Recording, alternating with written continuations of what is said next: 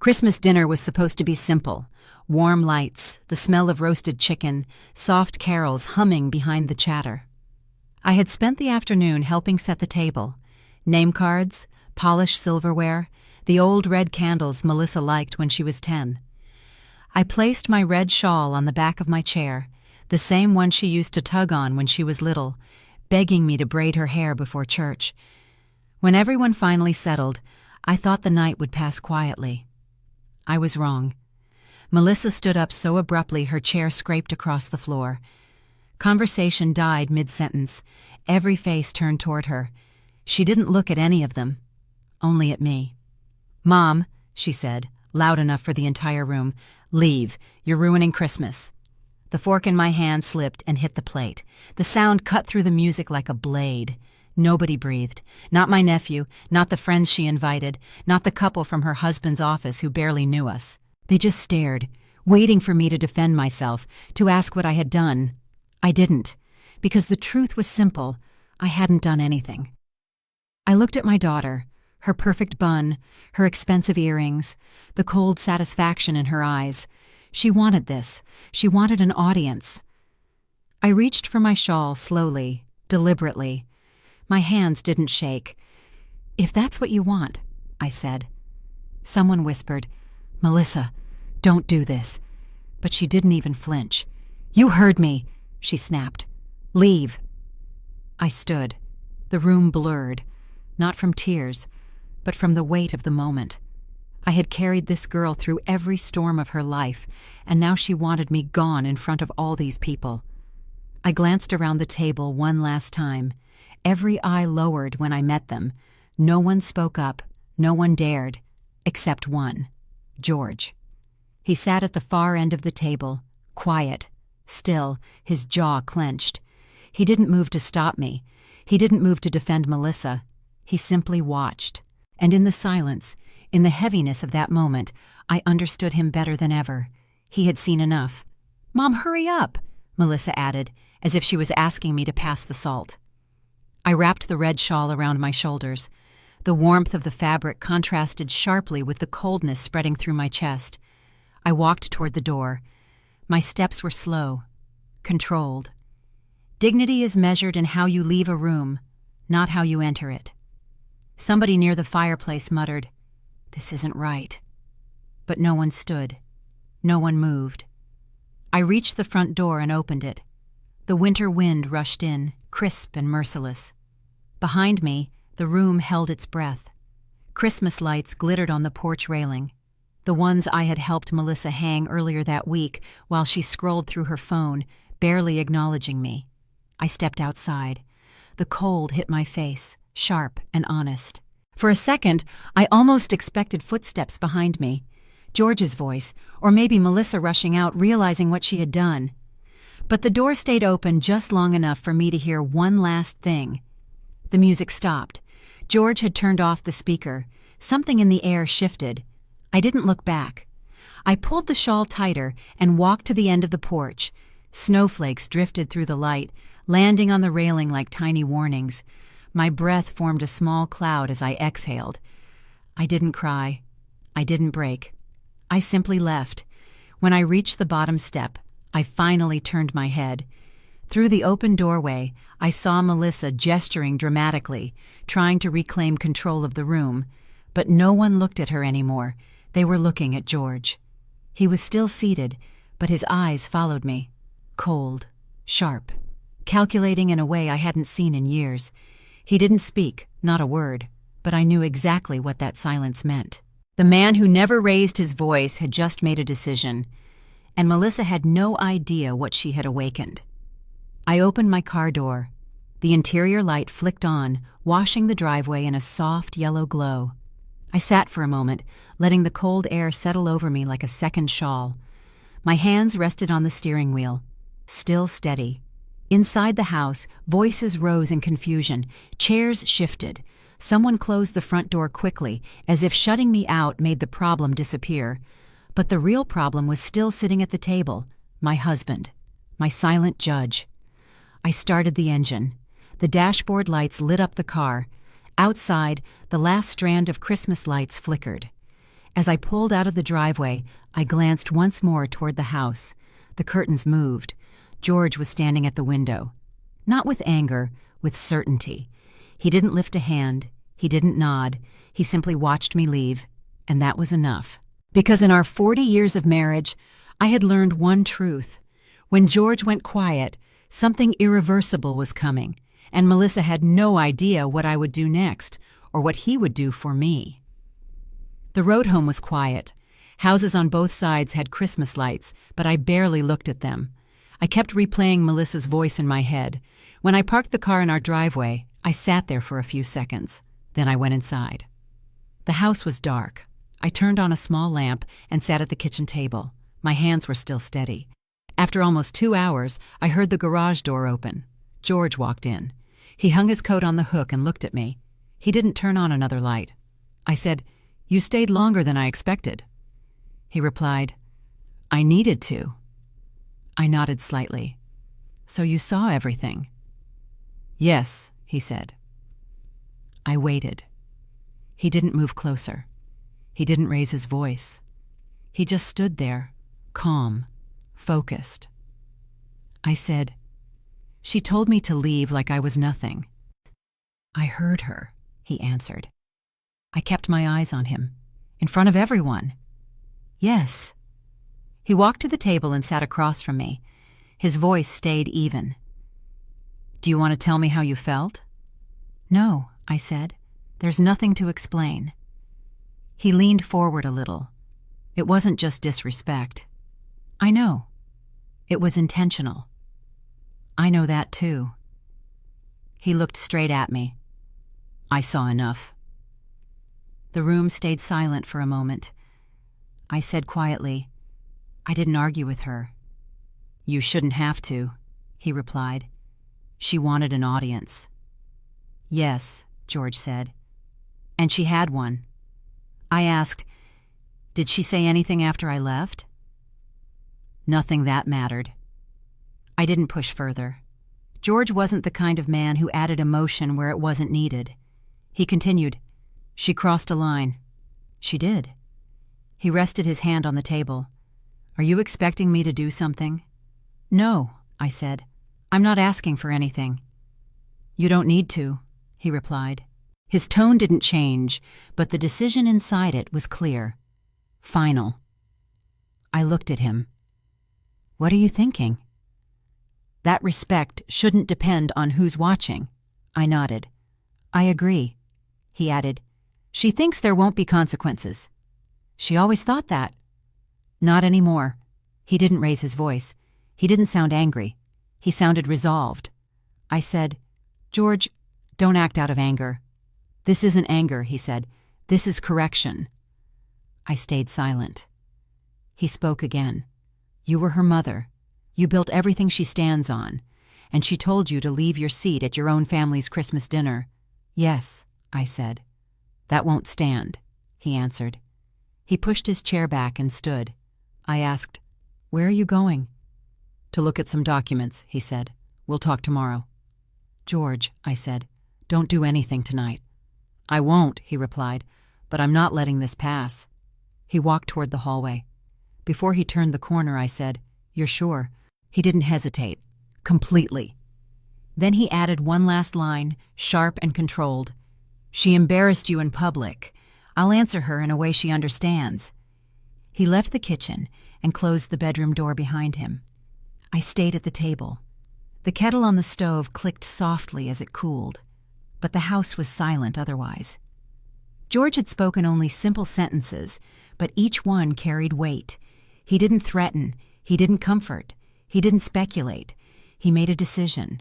And Melissa had no idea that her 5 words at dinner had already changed the entire direction of her life. The next morning, I went into the storage room. I didn't plan it. I just walked there and opened the old box on the shelf. Inside were papers, receipts, and photos from the years George and I built everything from the ground up. George stepped in. "You're going through the old files." "Yes," I said. "I need to look at them." He walked closer. "Show me." And I pulled out a faded grocery receipt. $32, our weekly budget. George nodded. We made it work. We had no choice, I replied. We stretched every dollar. I opened a small notebook filled with my handwriting. This was the year Melissa turned 5. I worked nights so I could be with her in the morning. George sat down beside me. You barely slept. I didn't care, I said. She needed routine. I handed him a photo of our first store, a small building, peeling paint, cheap shelves. George looked at it. We were proud of that place. So was she, I said. She used to tell her friends her parents owned a business. He handed the photo back. She changed. I didn't argue. Instead, I took out a bank letter. This was our first loan approval. George said, we worried about missing payments every month. We worked until we were exhausted, I said, and we never told her how hard it was. That's what parents do, he replied. I kept going through the box. But maybe we made it too easy. She never saw the nights we stayed awake counting bills. She never saw us skip things so she could have what she wanted. George didn't respond. I pulled out another paper, tuition receipts. We paid for her school, every year, every class. Yes, he said. She never asked where the money came from, I said. She assumed we had it, he replied. I turned to him. We taught her to aim high, but we also taught her the wrong lesson. What lesson? He asked. That everything would just be there for her, I said, without effort, without respect. He looked at the notebooks on the floor. We thought protecting her from struggle was the right thing. Maybe it wasn't, I said. Maybe she should have seen what it cost us. George didn't deny it. I opened another envelope, store sales reports from the early years. Remember this? We didn't even pay ourselves the first 2 months. I remember, he said. And now she acts like all of this, I said, waving at the papers, belongs to her alone. He let out a slow breath. She rewrote the story. Yes, I said. In her version, she climbed by herself. She built everything. She outgrew us. George looked directly at me. You know that isn't true. I know, I said. But she believes it. He leaned back. She believes it because we let her think it. We didn't want her to feel guilty, I said. No, he replied, but now she feels entitled. I picked up a school project Melissa made when she was 9. My mom and dad work hard so I can have nice things, she wrote. I showed it to George. She knew once. He read it quietly. That was a long time ago. I set it aside. When did she lose that understanding? When she started succeeding on her own, George said. She confused independence with superiority. I looked at him. Do you think last night surprised her? No, he said. She thought she could speak to you that way because she thought nothing would happen. I didn't respond. He added, she believes she's untouchable. Why? I asked. Because we never pushed back, George replied. I closed the box. We raised a stranger. George didn't correct me. We put everything back into the box. I lifted it onto the shelf again. As we walked out, I said, last night wasn't the moment she drifted away. No, he said. It was the moment you finally saw it. I nodded. We spent years building our life, and we handed it to her piece by piece. And she thinks the pieces appeared by themselves, George added. I looked at him. Do you think she'll ever understand? She will, he said. Understanding always comes, sometimes late.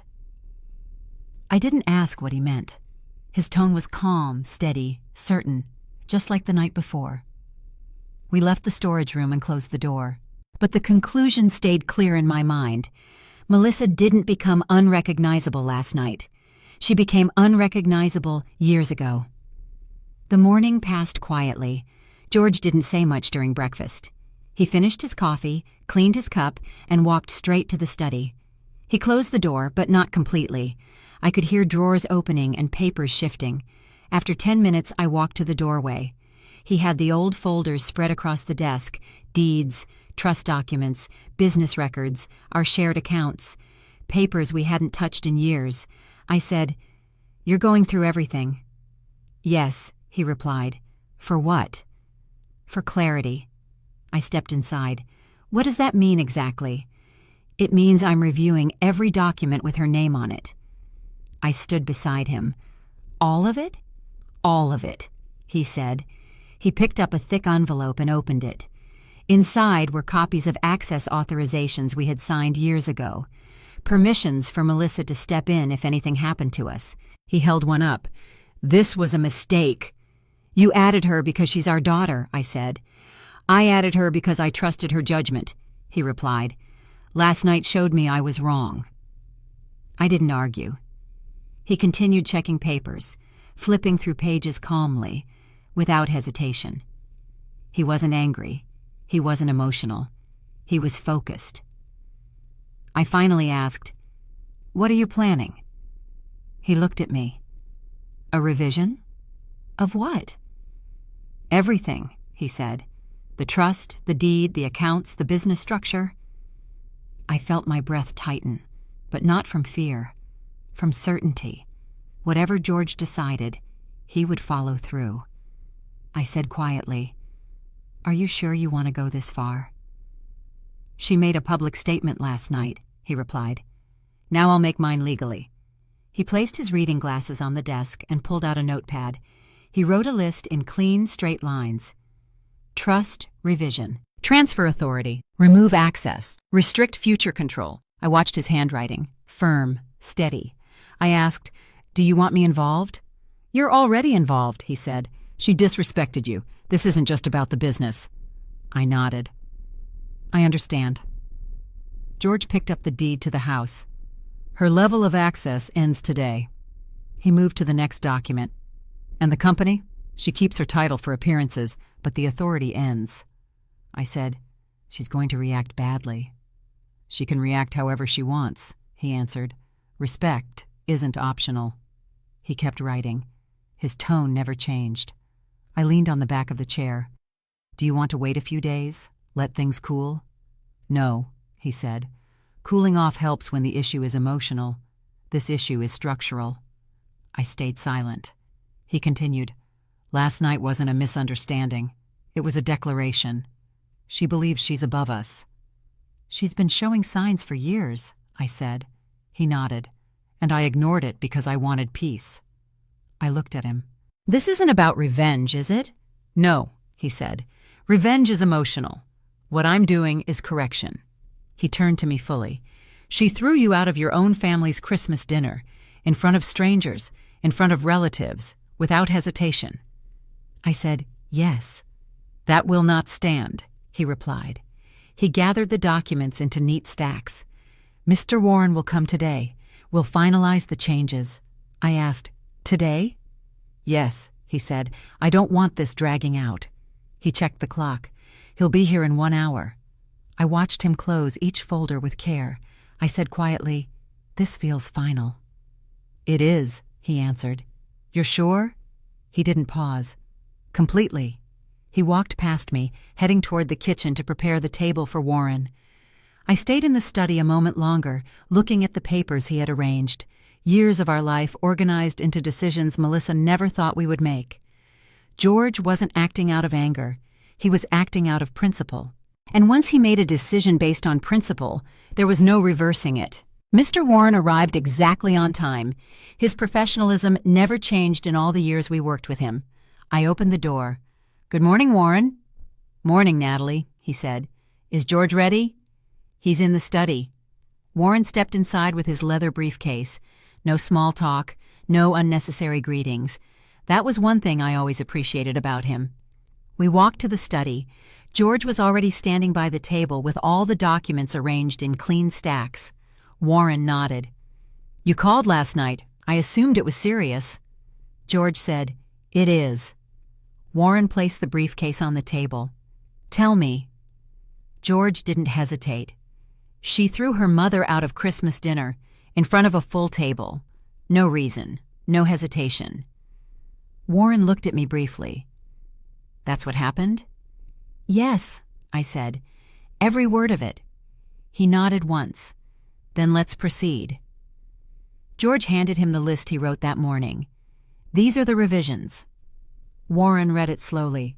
"Trust revision. Authority transfer, access removal, inheritance adjustment. He looked up. All four? All four, George said. Warren tapped the paper lightly. This will dismantle everything she has authority over. That is the point, George replied. I sat down quietly while the two men worked. Warren opened the briefcase and took out updated templates, trust modification forms, deed adjustment documents, and authority revocation notices. He said, I prepared these months ago, just in case. George raised an eyebrow. You expected this? Warren replied calmly, I expected tension to turn into a decision eventually. George nodded. You were right. Warren adjusted his glasses. Let's start with the trust. Her share will be conditional from now on. George said, Good. Warren wrote quickly, Condition, respect, communication, and compliance with family boundaries. George looked at me. Are you comfortable with this? Yes, I answered. Warren moved on. Authority over the business. Currently, she has access to internal accounts and decision logs. Remove it, George said. Warren wrote it down. Effective immediately. I said, She won't take this lightly. Warren responded, She doesn't need to take it lightly. She needs to take it seriously. George asked, What about the house? Warren opened another folder. Your current deed gives her secondary access in emergencies. End that, George said. Warren nodded. Done. He slid the documents toward me. Your signature is needed here, Natalie. I signed where he pointed. Clear, steady strokes. George signed next, without stopping to reconsider. Warren reviewed everything once more. Once I seal this and file it, there's no going back. George said, Good. I asked, What happens when she finds out? That depends on how she reacts, Warren said. But legally, she won't be able to reverse anything. George leaned back slightly. She wanted to make a public statement last night. And you're making yours today, Warren replied. George looked at him. This isn't revenge. I know, Warren said. It's correction. George didn't respond, but the agreement was clear. Warren put each signed paper into the briefcase. I'll file all of it today. She will receive the formal notice within the week. George nodded. Thank you. Warren stood. One last thing. George said, What is it?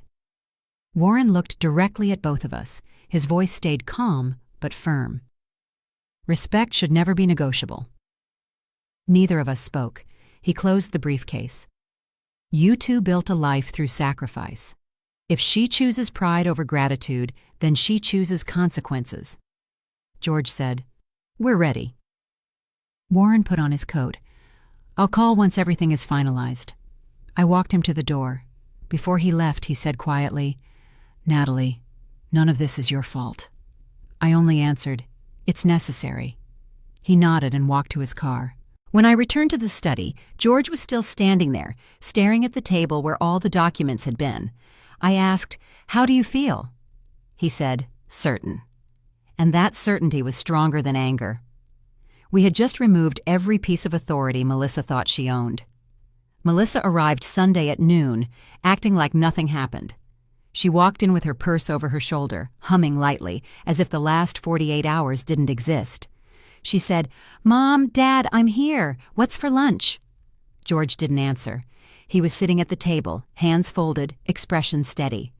I sat on the other side of the room, watching her carefully. Melissa frowned. What's with the faces? Did something happen? George said, Sit down. She blinked. Why? What's going on? Sit, George repeated. She slowly lowered herself into the chair. Her eyes bounced between us. Okay? The room was silent for a few seconds. Then the front door opened. Melissa turned. Who's that, Mr.? Warren stepped inside. He closed the door behind him and walked toward the dining table with his briefcase. Melissa's face changed instantly. Why is he here? George said, He's here because of what you did. Melissa scoffed. I already told you. Everyone had too much to drink. It wasn't that big of a... George lifted his hand slightly. Stop. She froze. He continued. You humiliated your mother at Christmas dinner. You told her to leave her own family's table. You didn't hesitate. You didn't correct yourself. You didn't apologize. Melissa opened her mouth. No, George said. You'll listen. Warren placed the briefcase on the table. Melissa's breathing changed. She whispered, "Dad, what is this?" Warren said calmly, "These are legal adjustments based on your behavior." Melissa laughed nervously. "You can't be serious." "George." "We are." Warren opened the briefcase and pulled out the documents one by one. He said, "Your authority over the business is revoked. Effective immediately." Melissa blinked fast. "What? Revoked? For what? Because of one argument?" George's voice stayed even. "It wasn't an argument. It was your disregard for the woman who built the foundation you're standing on." She looked at me. "Mom, are you really okay with this? Tell him to stop. This is extreme." I said, "This is the consequence." Melissa shook her head. "You're overreacting." George said, "You disrespected the woman who raised you, the woman who sacrificed everything so you could succeed." Melissa snapped, "Everyone fights with their parents." Warren stepped forward. "Not everyone publicly humiliates them in front of a table of guests." Melissa turned toward him sharply. "Stay out of this." "I'm your family solicitor," Warren replied. "This is exactly my place." She stood abruptly. "No, I'm not doing this. I'm not sitting here while you all gang up on me." George said, "Sit down." Something in his tone made her stop. She sat again, slower this time. Warren placed the next document in front of her. "Your emergency access to the house is removed." Melissa stared at him. "This is my parents' home. I'm their daughter." George said, "You don't get to invoke the word daughter only when it benefits you." Her eyes reddened. "So that's it? You're cutting me out?" "No," George replied. "We're correcting the imbalance you created." Warren placed the third document. "Your inheritance is now conditional." Melissa whispered, "Conditional?" George said, "Respect, communication, no humiliation.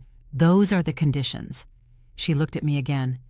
"Mom, seriously?" I said, "You crossed a line." She hit the table lightly with the side of her hand. "I was upset. Everyone gets upset." Warren answered, "Upset is saying something harsh. You ordered her out of the house she built, in front of a dozen people." Melissa's voice cracked. "I didn't mean it that way." George said, "You meant it exactly that way." She swallowed hard. "So you're punishing me." "This isn't punishment," George said. "This is accountability." Melissa's eyes filled with fear for the first time. "Dad, this will ruin my place at work. The board sees my involvement with the company as part of my credibility." George replied, "Then you should have considered that before you acted like someone who didn't deserve credibility." She gasped softly. Warren closed his briefcase. "The changes are signed and finalized. You'll receive the formal notice this week." Melissa's voice turned small. "Dad, I've worked so hard." "And we've worked harder," George said. "For decades. You don't get to erase our history because you enjoyed having an audience." Melissa's lips trembled. "Mom, say something." I looked at her calmly. "I sat quietly while you sent me out into the cold in front of strangers. Now you'll sit quietly while consequences reach you." She covered her mouth with her hand. "I didn't think—" George stood slowly. "That is exactly the problem." She stood too, but her posture had changed. She wasn't confident anymore. She wasn't superior. She looked lost. She whispered, "Dad, please, can't we just talk?" "We are talking," George said. "You're just not getting the answer you expected." Melissa stared at the papers on the table. Her voice shook. "After everything I did at the company, after everything I helped with, this is what I get?" "You disrespected the woman who built this family," George repeated. "You lost the privilege of authority, not the other way around." She turned to me again.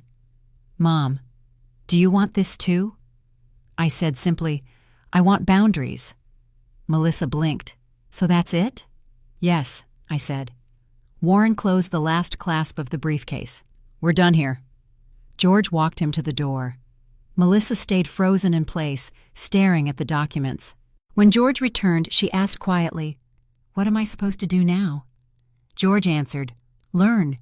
Then he stepped aside, giving her room to leave. Melissa walked past him slowly, her hands shaking. She didn't slam the door, she didn't yell, she just left, silently.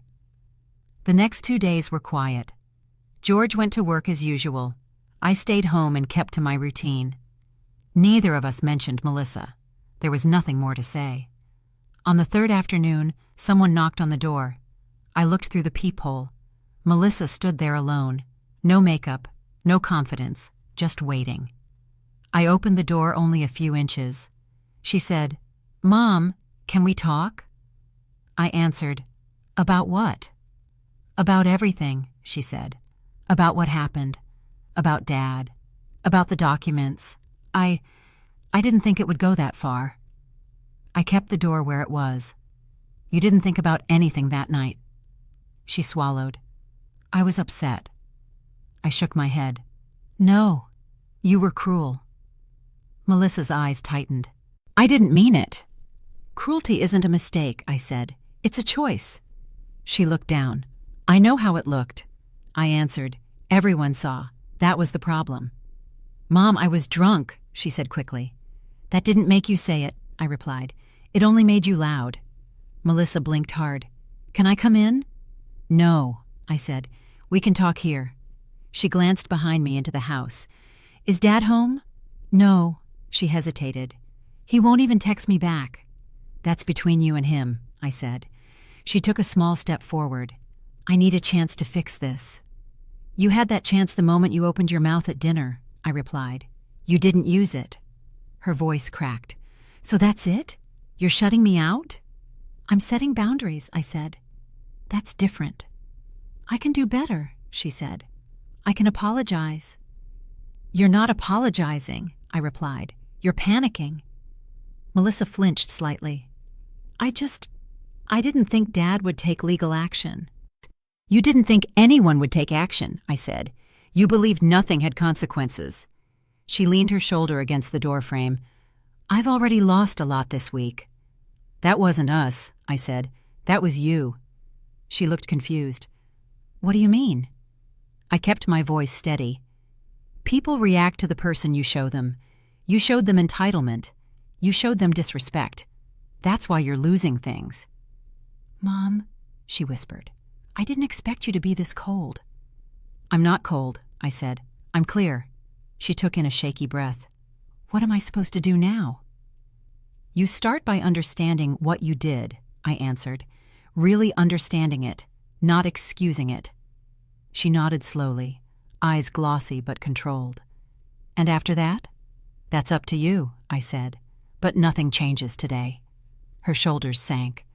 "I feel like I'm losing everything." "Then stop giving yourself reasons to lose things," I said. She looked straight at me. "Do you hate me?" "No," I said immediately. "But I don't trust you." She closed her eyes for a moment. "Can I at least try?" "You can," I said. "Trying doesn't mean entering the house." She opened her eyes again. "When can we talk properly?" "When you understand the difference between being upset and being disrespectful." She nodded weakly. "I'll try." I didn't move the door. She finally stepped back. "Mom, thank you for talking to me." I answered, "Talking is not forgiving." She nodded again. "I know." I closed the door gently but firmly. Inside, the house returned to silence. George came home an hour later. "Someone knocked earlier?" "Yes," I said. "Melissa." He asked, "You let her in?" "No," I replied. "We talked at the door." "How did it go?" She wanted to explain. "And?" I told her the truth. George looked at me. "Good." We didn't say anything else. The house felt steady again. For a few days after she came to my door, I didn't hear from Melissa. The silence didn't surprise me. Consequences always take time to settle. But on Thursday evening, my phone buzzed. It wasn't a message, Just a missed call from a number I didn't recognize. Then another. Then one more. All from different numbers. A few minutes later, Clara, one of Melissa's friends, sent a text. "I think Melissa needs to talk to you. Things aren't good." I didn't reply. I didn't ask for details. If Melissa needed to talk, she knew how to reach me properly. The next afternoon, Melissa finally called from her own number. Her voice was thin. "Mom, do you have a minute?" "Yes," I said. I just need to tell you what's been happening." "You can talk," I replied. She exhaled shakily. "My friends aren't returning my calls." "Why?" I asked. "They said they don't want to be part of family drama." She paused. "A few of them said what I did at dinner was embarrassing." "What did you expect?" I asked. "I thought they'd understand," Melissa said. "But they're avoiding me." "That's how people react to arrogance," I said. "They back away." She didn't defend herself. That was new. Then she said quietly, "And Daniel left." "Her husband." I waited. "Why?" "He said he needed space. He said he doesn't want to be tied to any more scandals." Her voice tightened. "He packed a bag and went to stay at his brother's." I kept my tone even. "Did you two argue?" "He said what I did showed him I'm not the person he thought I was." "And you think he's wrong?" I asked. She was silent. Then she whispered, "No." I heard her take a long breath. "Mom, I've never felt this alone." I answered plainly, "Being alone doesn't mean you're being punished. It means you're being shown something." "Shown what?" she asked. "How people respond when the mask drops," I said. She didn't argue. After a few seconds, she asked, "Can I come over?" "No," I said, "not yet." She swallowed audibly. "Okay," I continued. "Melissa, I'm not shutting you out. But you're not entering this house until you understand the weight of your actions." She whispered, "I do. I think I do." "You don't fully," I replied.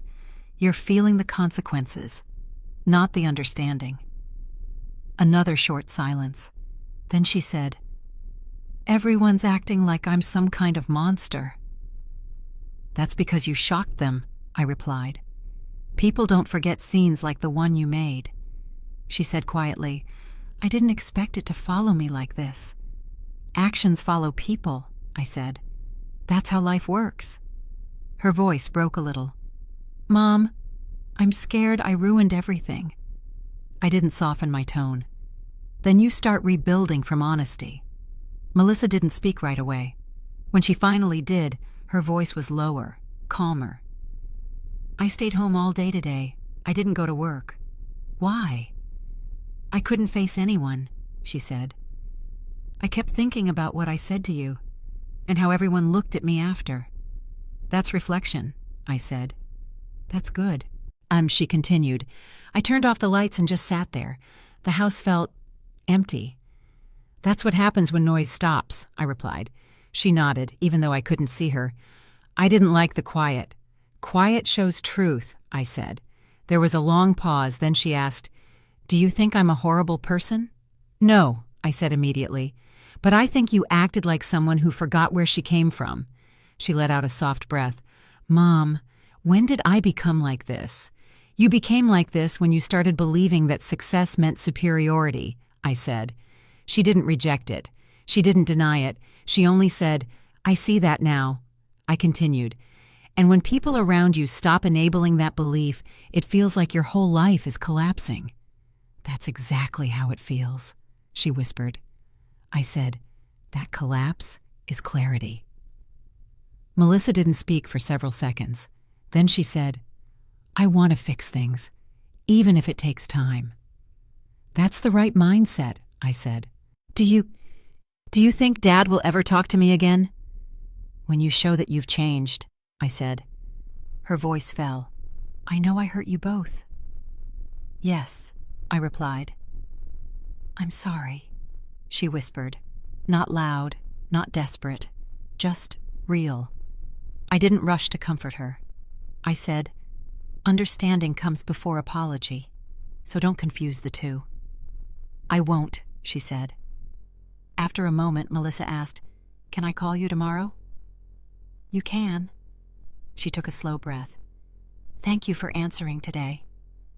"You're welcome," she said softly. "Good night, Mom." "Good night." When the call ended, I set my phone down. I didn't feel triumphant. I didn't feel angry.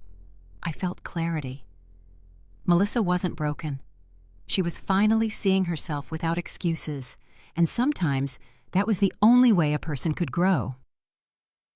On Saturday morning, my phone buzzed at 7:12 a.m. I had just finished making coffee. The house was quiet. George was reading the paper at the table.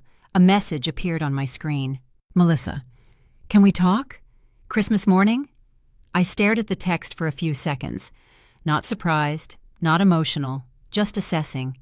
George looked up. "It's from her?" "Yes." He folded the paper. "What's she asking?" "She wants to talk. Christmas morning." He nodded once. "Your call." I didn't answer immediately. I put the phone down and took a sip of coffee. George said, "You don't have to decide fast." "I'm not deciding fast," I replied. "I'm deciding correctly." He leaned back in his chair. "What's your instinct?" "That she wants comfort, not accountability," I said. "And I'm not offering comfort." "She already learned that," he said. "Yes," I answered, "but she hasn't learned enough." George didn't push me. He never did. I looked at the text again. "If I meet her, it has to be on my terms." "It will be," he said. I typed nothing yet. George asked, "Where would you want to meet?" "A public place," I said. "Neutral ground, quiet, controlled." He nodded. "Good. No expectations, no promises," I added. "That's exactly the point." I held the phone in my hand. "Do you think she's ready to listen?" "She wants relief," he replied. "If she's ready for truth, we'll find out." I breathed out slowly. "I'll meet her." George didn't react with surprise. "Set the rules." I typed, "Me. 1 breakfast. No promises." Melissa responded within seconds. "Melissa, thank you. I'll pick the time, anywhere you want." I showed the message to George. He said, "She's being cautious." "She should be," I said. I added another line, "Me. 9 a.m. at Clark's Diner." It was a simple, quiet place we used to go when she was younger. No noise, no crowds, no distractions. Melissa replied, "I'll be there." I locked my phone. George said, "You sound steady." "I am steady," I replied. He nodded. "Good, don't soften." "I'm not softening," I said. He took a sip of his coffee. "You're choosing to meet her. That already shows your strength." "I'm not meeting her to fix things," I said. "I'm meeting her to clarify them." "That's the right reason." I walked to the window and looked out. The yard was quiet, the air cold, but the world felt still and manageable. George asked, "Do you want me nearby?" "No," I said. "Not for this. She needs to face me, not us." He nodded again. No argument. I sat back down. "She'll expect emotion. I'll give her information. She'll expect forgiveness," he said. "And she won't get it," I replied. "Not today." He folded his arms. "What are you hoping she understands tomorrow?" "That nothing returns to the way it was," I said. "And that respect is the minimum requirement, not a gift." George said calmly, "You're leading this." "I know." He tapped the table lightly. "Natalie, you're handling this with more clarity than most people could." "I'm not most people," I said. "And she needs to see that." Later that afternoon, Melissa sent one more text. "Thank you for giving me a chance." I didn't respond. George glanced at my phone. "Not answering?" "No." He asked, "Reason?" "She needs to understand that meeting me is not a reward. It's an opportunity," I said. He nodded. "Good." The rest of the day moved quietly. No tension, no worry. I prepared myself the same way I prepared for business meetings years ago, calm mind, clear objective, no emotional noise. At night, before going to bed, George asked, "Do you feel ready for tomorrow?" "Yes," I said, "and I feel in control." "Good," he replied. "Stay firm." "I will." I didn't set an alarm. I didn't need one. When the morning came, I woke naturally. Melissa wanted a meeting, but I set the terms, and tomorrow she would learn what a real boundary feels like. I arrived at Clark's Diner at 8:55 a.m. The place was quiet, just a few tables occupied by older couples finishing their coffee. I chose a corner booth where I could see the entrance clearly. At exactly 9 o'clock, Melissa walked in. She spotted me immediately and approached slowly. "Hi, Mom," she said. "Sit," I replied. She slid into the seat across from me. Her hands were tied together in her lap, a sign she was trying to control her nerves. A waitress came over. "Coffee?" "Yes," I said. Melissa nodded. "Same for me."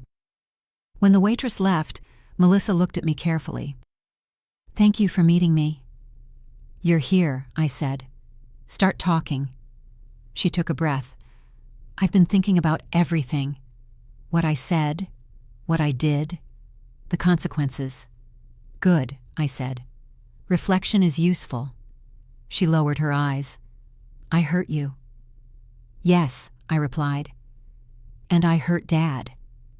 "You did." She didn't defend herself. "I want to explain." "You can," I said, "but explanation isn't justification." She nodded once. "I understand."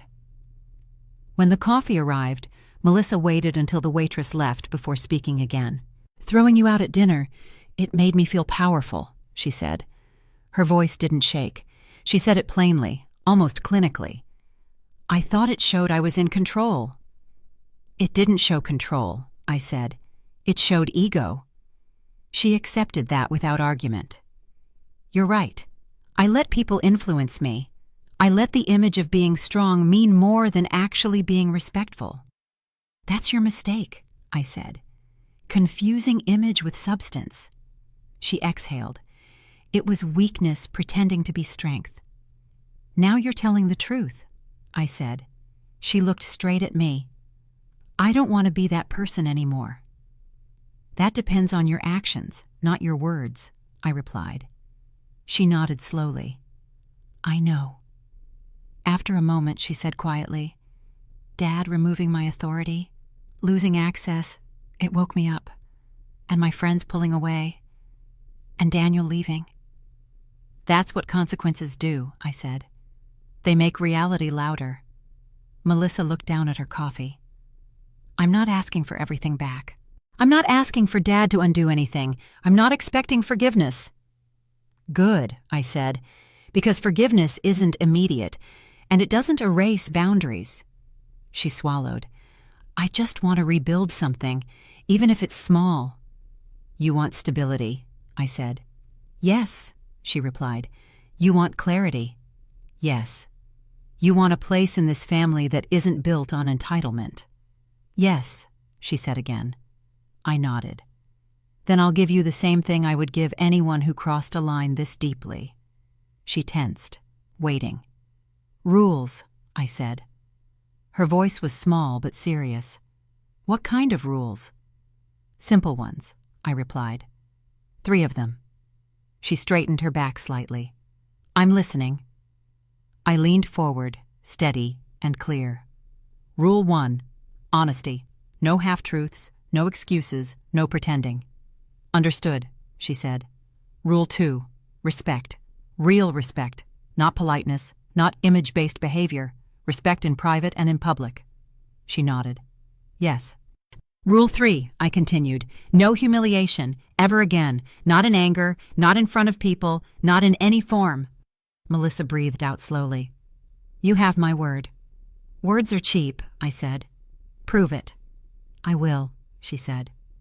The waitress returned with our plates. Neither of us touched the food right away. I asked, "Do you understand why there are rules now?" "Yes," she said, "because you're giving me a chance without giving me power."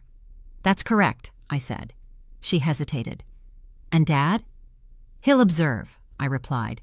"He won't interfere, but he won't bend." "I don't expect him to," she said. "Good," I replied. Melissa finally took a small bite of her food, then put down her fork. "I know you don't trust me." "I don't," I said plainly. She didn't flinch. "Then I'll earn it." "You'll try," I corrected. "Yes," she said. A brief silence settled between us. Not emotional, not uncomfortable, just factual. Then Melissa spoke again. "I'm not asking to come home for Christmas dinner again. I just want a starting point." "This is the starting point," I said. "Breakfast, conversation, rules. And after this, you show consistency," I said. "Not apologies, not dramatic gestures, consistency." She nodded firmly. "I can do that." We continued eating quietly for a few minutes. When the plates were nearly empty, Melissa said, "I'm not the same person I was last week." "I'll believe that when your actions show it," I replied. She accepted that. "Fair." I stood up first. "We're done for today." Melissa stood too. "Can we meet again?" "When I decide the time," I said. She nodded. "I'll wait." Outside the diner, she stopped before heading to her car. "Mom, thank you." "For what?" I asked. "For giving me structure," she said. I didn't respond. I got into my car. She watched me for a moment, then turned away. I wasn't offering peace today. I was offering direction. And she understood the difference. That evening, after the breakfast with Melissa, the house was quiet again. George was reading in the living room. I walked to the Christmas tree and sat down on the small bench beside it. The ornament Melissa made when she was a child hung near the center. The paint was chipped. Her handwriting was uneven. I picked it up and held it between my fingers. George looked over. "You're thinking." "Yes," I said. "About her?" "About the whole picture," I replied. He set his book down. "Tell me." I didn't rush. People talk about forgiveness like it's a switch, as if you can flip it and everything returns to normal. "And it doesn't," George said. "No," I answered. "It doesn't." He waited. I continued. "Forgiveness isn't approval. It isn't reward. It isn't pretending nothing happened." George nodded. "Correct. It's peace," I said. "But peace with boundaries." "That's the only real kind," he responded.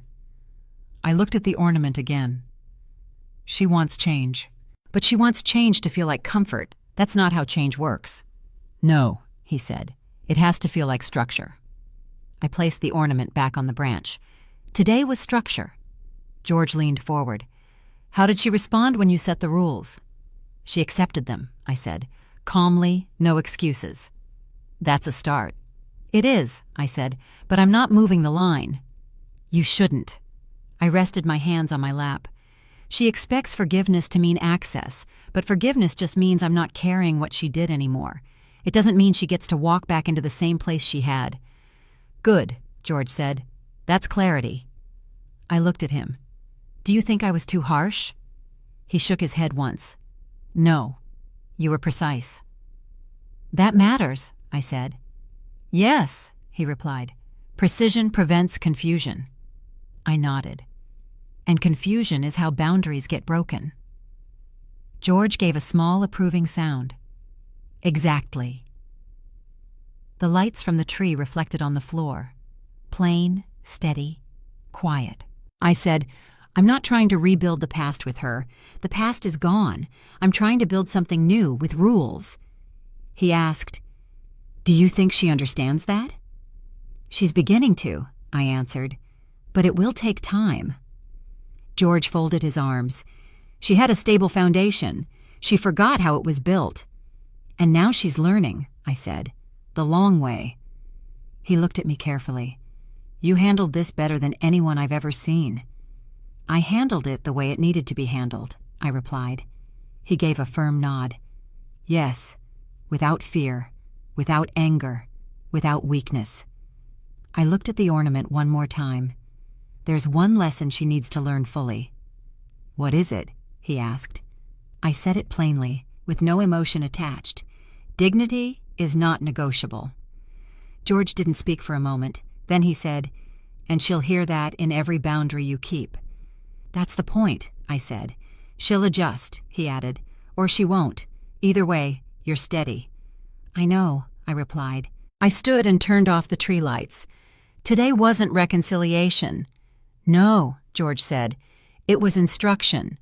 "And I'll keep instructing," I said, "until she understands." George picked up his book again.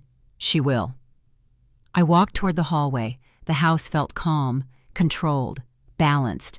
This wasn't the end of anything. This was the beginning of something new, with rules, with clarity, with dignity intact. On Christmas night, the house was quiet again. George was upstairs getting ready for bed. I stayed in the living room, sitting beside the tree. My phone buzzed on the coffee table. It was a message from Melissa. "Thank you for coming today." I looked at the screen. I didn't open the message thread. I didn't reply. George walked down the stairs and saw the phone light. "From her?" "Yes." "What did she say?" "Thanking me."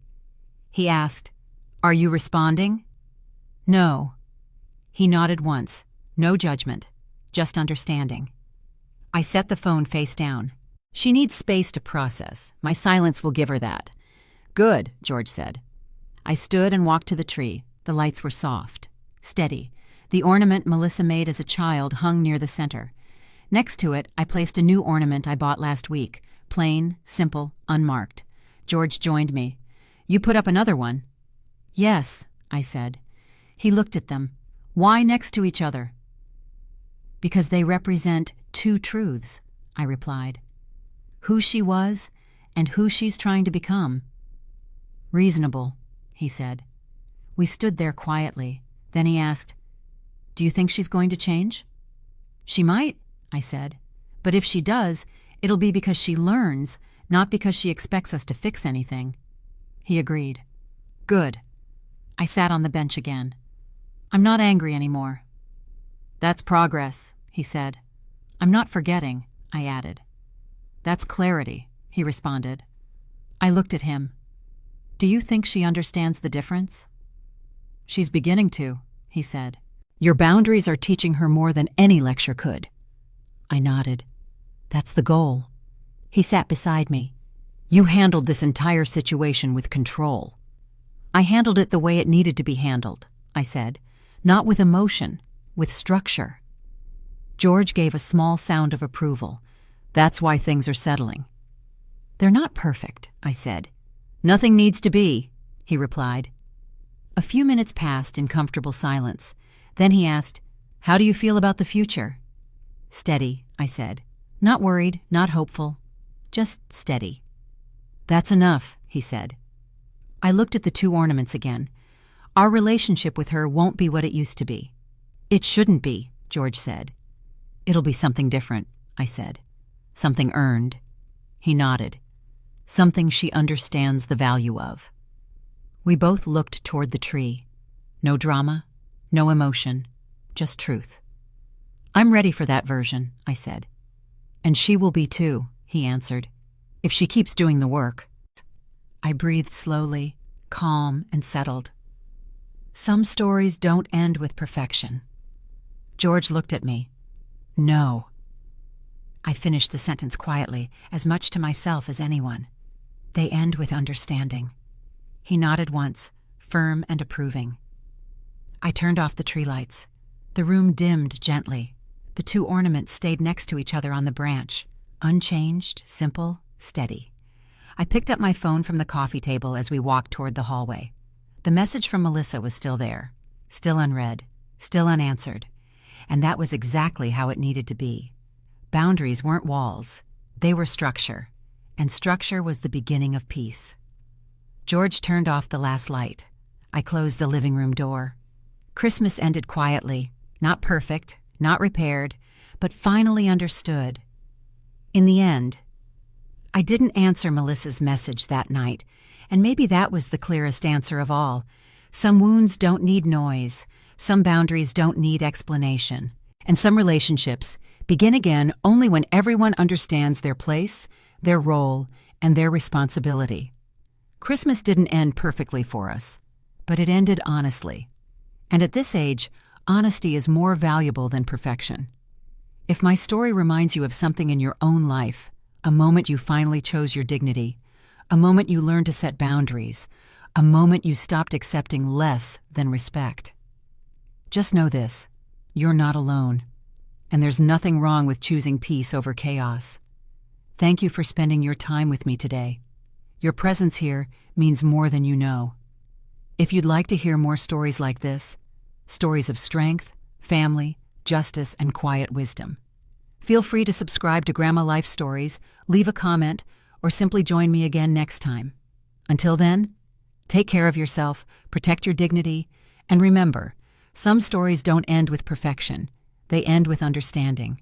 I'll see you in the next video.